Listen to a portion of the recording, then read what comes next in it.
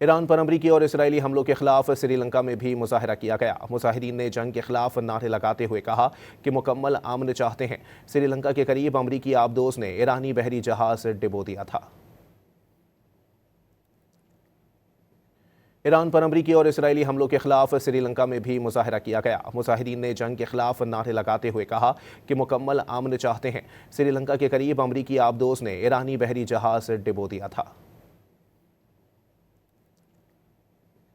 ایران پر امریکی اور اسرائیلی حملوں کے خلاف سری لنکا میں بھی مظاہرہ کیا گیا۔ مظاہرین نے جنگ کے خلاف نعرے لگاتے ہوئے کہا کہ مکمل امن چاہتے ہیں۔ سری لنکا کے قریب امریکی آبدوز نے ایرانی بحری جہاز ڈبو دیا تھا۔